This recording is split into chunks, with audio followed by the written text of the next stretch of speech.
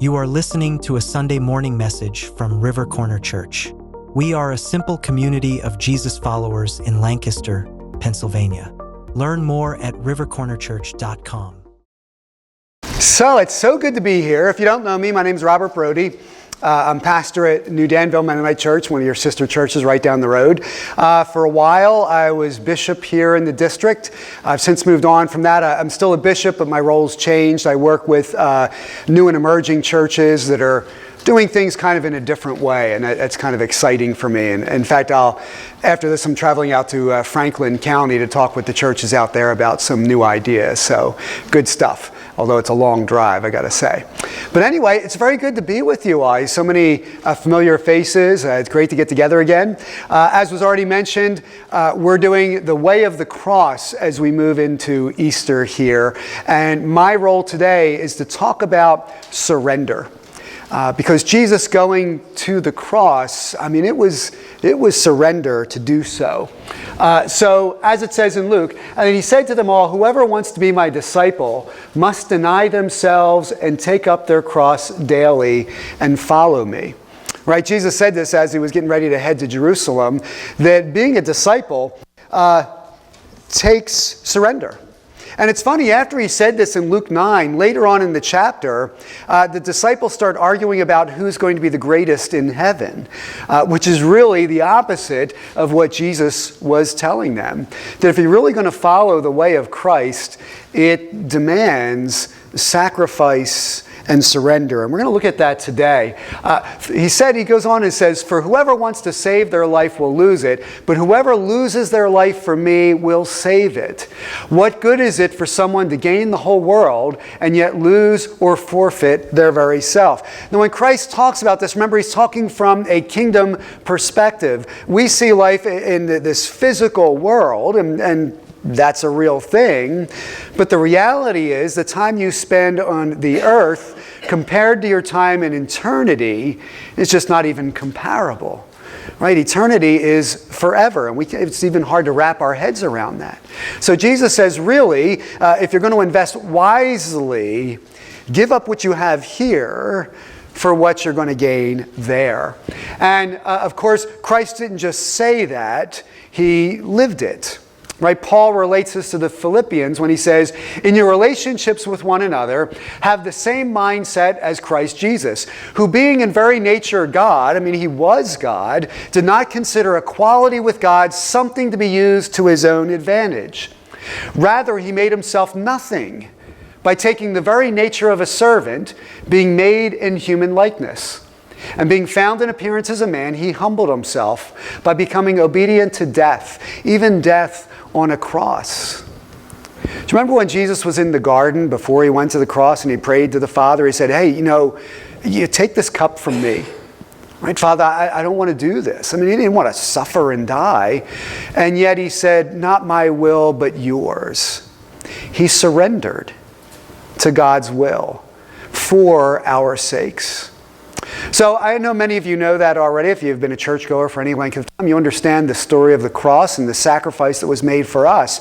But sometimes we have a hard time equating that in our own lives. So I'm going to take you to a very weird topic this morning that you wouldn't think about for Easter. We did a series at New Danville called Shipwrecked, where we look at famous shipwrecks that have happened over history and take biblical values out of them. And the one I'm going to talk about today, oh, that looks terrible, is the USS Arizona from World War II. Now, some of you might know the story. The USS Arizona was part of the pride of the fleet. In World War II, before the aircraft carrier really had taken off, battleships were the show of strength in a country. So that was the strength of your Navy. The battleships traveled all over around the world to say, look, our country is strong. Right? That was the USS Arizona. Here it is along with some other ships. Of course, many of you know there was an attack on Pearl Harbor December 7th, 1941. It was a surprise attack. Japan was really not interested in the United States. They were trying to take over China and a lot of the Asian Pacific. And what they wanted to do was punch the United States in the nose to say, hey, don't mess with us.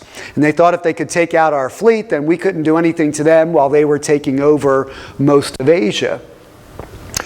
It was unique at the time because it was an aircraft carrier-led attack. Japan sent 4 aircraft carriers over. They launched planes. These is actually some rare photos of the Japanese planes getting ready for the attack that day.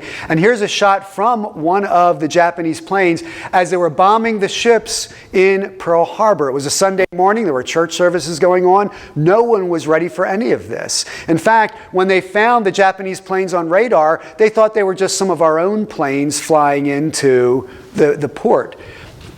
Here you can see the devastation was complete. It was a complete surprise attack. That's Ford Airfield. And here, this is an interesting shot. You can see the battleships lined up here along Battleship Row. Do you notice the 2 little lines there in the water right next to them? Those are actually the wakes from the torpedoes about to hit the battleships. So this is a moment in time that's it's frozen.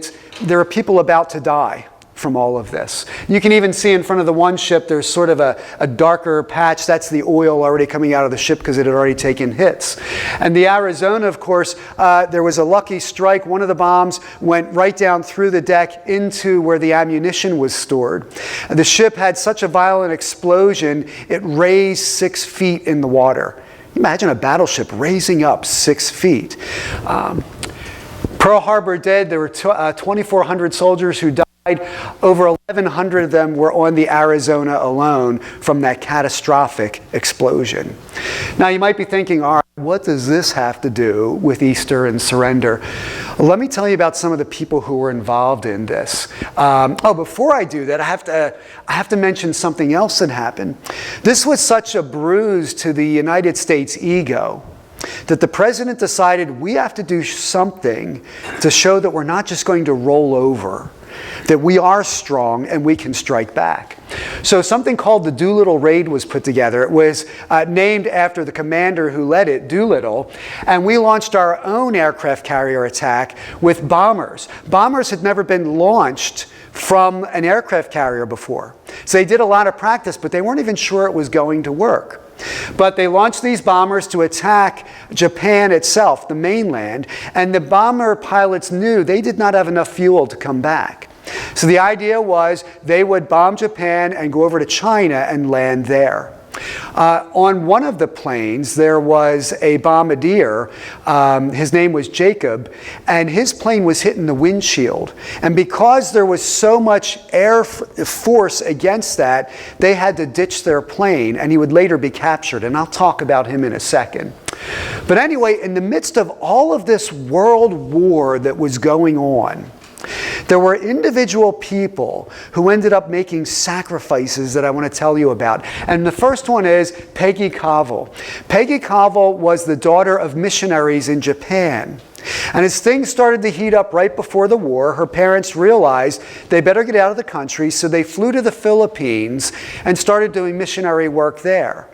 But for the sake of her daughter, they flew her back to the United States to keep her safe, which was a good thing because the Japanese invaded the Philippine Islands and they captured her parents and they told them that they were going to be executed. So Peggy's parents asked the Japanese soldiers, may we have time to pray? They were given 30 minutes to pray, and during that time, I understand they actually prayed for the Japanese soldiers. When the prayer time was done, the missionaries were beheaded. It was horrible. Peggy, out of this, had a real hate for the Japanese people. And it was tearing her up inside. But Peggy, obviously because her parents were missionaries, was a Christian. And she struggled with this idea of this hate. And she decided she was going to surrender it to God. And what she ended up doing was becoming a nurse. And she served the Japanese POWs, the Japanese soldiers who were caught, and took care of them in order to release this hate that had been built up in her. Can you imagine? She served the very people who had killed her parents. Now, I'm going to move on for a second. This is Mitsuo Fuchida. Mitsuo led the attack on Pearl Harbor. He was the leading commander. He was on the first strike, and his plane flew around and waited for the second strike. His plane was hit over 20 times by anti-aircraft fire. He was the grandson of a samurai warrior. And he believed in Japan and the Bushido Code, and he went out to get his enemies. He wore a red shirt that day because he was afraid if he got shot and it got bloody, he didn't want the other pilots to see him bleeding. So he wore the red shirt to hide any wounds he might have. So it was a very successful attack. He came back as a real hero in Japan. And he was celebrated. He got sick during the middle of the war, and he missed out on a lot of the rest of it. So he was never shot down because of this sickness. After the war was over, he was distraught because he thought, how could Japan lose? But after the atomic bombs were dropped, of course, Japan surrendered. Mitsuo was on the commission to go over and see what the bombs did. And the interesting thing is God has a plan for him because everyone else that was on the team that toured the cities of Hiroshima and Nagasaki died from the radiation. But Mitsuo did not. Now here's where it gets really interesting. This is Jacob de Chazar. I mentioned him earlier. He was one of the bombardiers in one of the planes that went over Japan. He was an atheist.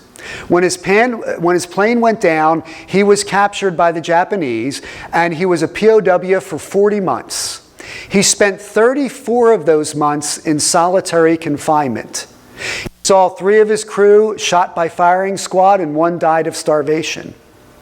While he was there, somehow he talked the Japanese guards into giving him a Bible. An atheist, right? He reads the Bible, and he becomes saved. And afterwards, he decides to start a church in the city that he had bombed. Now, here's how it all starts to come together. Mitsuo, after the war, was still trying to figure all this stuff out.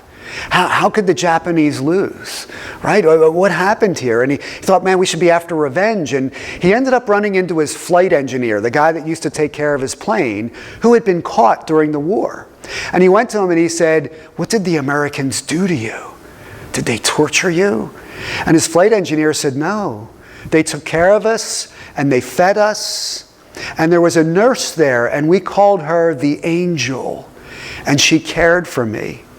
That nurse was Peggy. Well, Mitsuo's thinking, it's like, I can't even believe this. Why would they be kind to us after we attack them? So then he's walking through a train station in Japan, and somebody hands him this tract. And it's about an American bombardier, atheist, Jacob de Chazar, who was a POW who got a Bible and got saved and was now following God. And out of this, Mitsuo got himself a Bible, read it, and became a Christian. 3 people who could have had a lot of hate. And the interesting thing is, Mitsuo went and found Jacob de Chazar.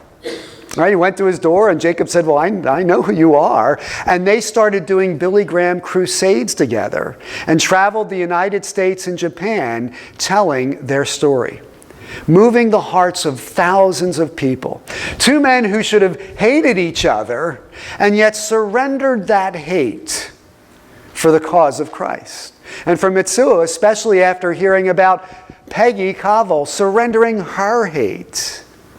Amazing. What surrender can do when we let go of our own wants and desires and our own will and follow God, it is life-changing. It is world-changing. Because sometimes we look at the way the world is today and we're like, what in the world can I do? Things are nuts, aren't they? Imagine how it was in World War II. There were Christians thought it was the end times. Maybe this is it. All the nations are at war and Jesus is coming back. And yet in the midst of all of that geopolitical stuff, all of the war and devastation, individuals started to make a difference. Now there's one more I want to add, and that's the lady down here in the right-hand corner. Her name is Helen Cadbury. She lived 1877 to 1969. Does the name Cadbury sound familiar to you? What does it come from? Candy, right? It's Easter, right? Chocolate. Her father helped found the Cadbury Company. In fact, he's the guy that invented the heart-shaped box that you get chocolates out of. Yeah, it was his idea. Really cool. So she grew up well. When she was in school, 12 years old, she and a friend decided they were going to carry their Bibles with them. So they sewed pockets in their dresses. And her dad got Bibles for her and all her friends, and they would put them in their pocket, and they would carry them around school. And they started talking to the other kids in school. 80 kids got saved and joined what they called the Pocket Testament League, because they had their Bibles in their pocket. And it became a movement.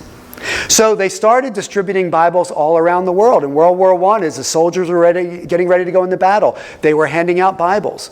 John MacArthur, not John MacArthur, that's a preacher. General MacArthur, Douglas MacArthur, famous general in World War II, when we had taken over Japan, he called the Pocket Testament League and said, big request, but would you give us 10 million Bibles? Now, the Pocket Testament League was all volunteers. You know how many Bibles they gave? 11 million. And that money was coming out of people's pockets, and they weren't cheap to produce. Billy Graham himself said, I am totally sold on the Pocket Testament League and the work that they do. Right? So even at our car show at New Danville each year, we give out Gospels of John, and they are made by the Pocket Testament League. As of 2018, I think it was the last stat I could find, they had given out 130 million Gospels of John all around the world. And we use them as a way to witness when we do our car show, because sometimes the whole Bible is a little overwhelming to somebody and you hand them this big book. So we just give them the Gospel of John. And it's got a cool car on the front. It's really cool. I recommend picking some up to hand out. But what does that really have to do with everything else I talked about? Remember I said Mitsuo Fuchida was walking through the train station and got a tract about Jacob de Chazar? That was printed by the Pocket Testament League.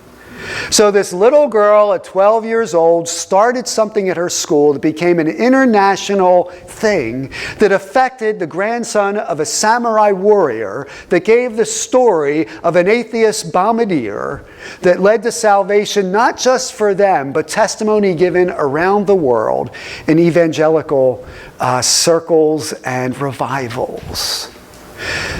When you surrender, it's amazing what God can do with that.